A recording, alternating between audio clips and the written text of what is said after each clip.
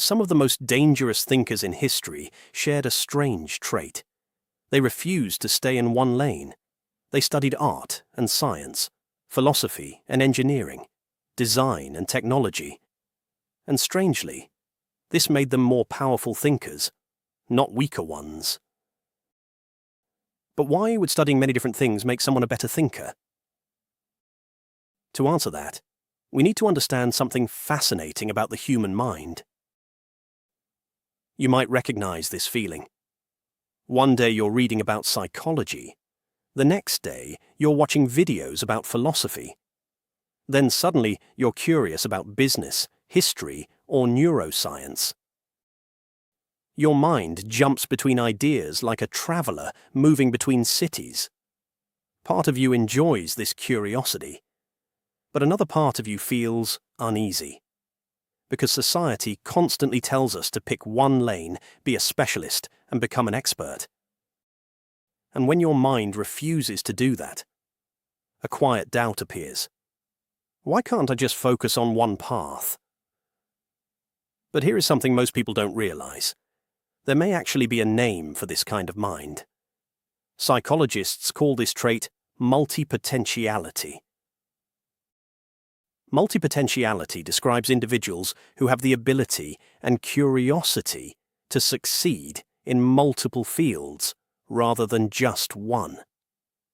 Studies on gifted individuals have shown that many highly curious people struggle with careers not because they lack ability, but because they have too many possible directions, too many interests, too many things they could become.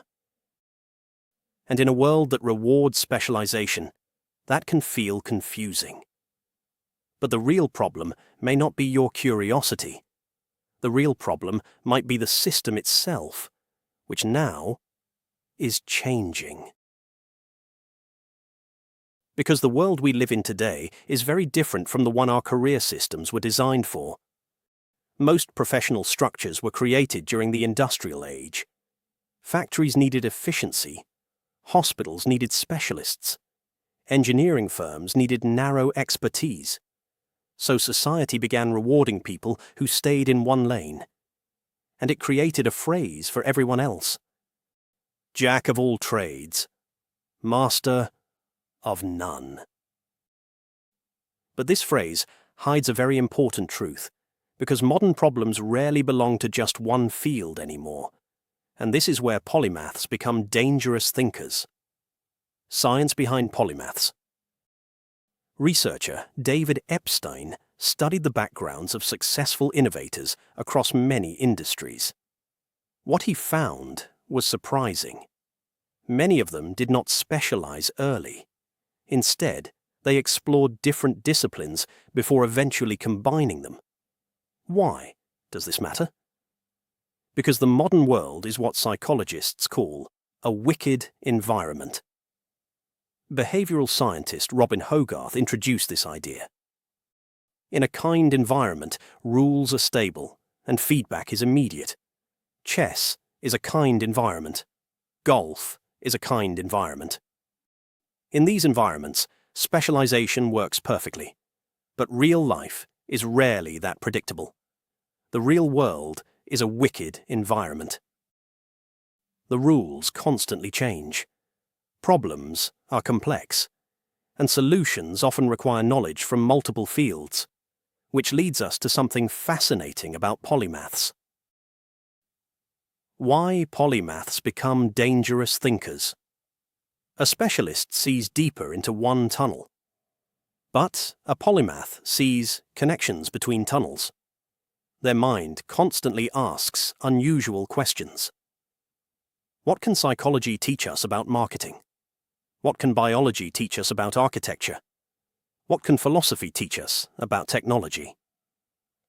Innovation often happens exactly at these intersections, when ideas from different worlds collide. And history gives us some remarkable examples. Consider Leonardo da Vinci. Most people know him as a painter, but painting was only one small part of his mind. He studied anatomy, engineering, botany, architecture, hydraulics, and flight. When Leonardo dissected human bodies, he wasn't just studying medicine. He was learning how muscles moved beneath the skin. That knowledge allowed him to paint the human form with extraordinary realism. Science improved art. Art improved science. Two disciplines merging into something entirely new. And this pattern appears again and again throughout history. Let's take a more modern example. Steve Jobs. Jobs once took a college course in calligraphy, the art of beautiful handwriting. At the time, it seemed completely useless.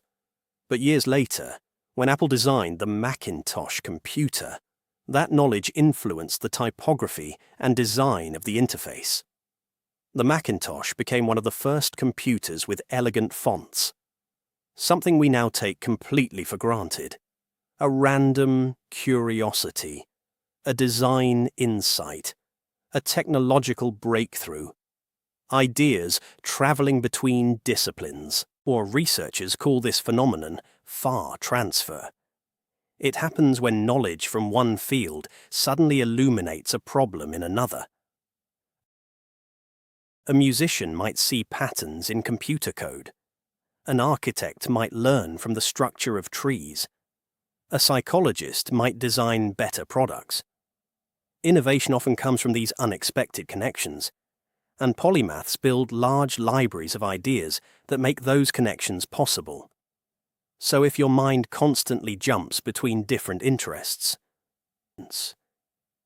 it may not be a weakness. It may simply mean your brain is wired differently. Your strength may not be becoming the deepest expert in one narrow field. Your strength may be connecting ideas others never thought to combine, seeing patterns others overlook, and in a world where the biggest problems are increasingly complex, that ability may be more valuable than ever, because the future doesn't belong only to specialists. It also belongs to people who can see how everything connects. The thinkers who refuse to stay in one lane. The thinkers history remembers as polymaths.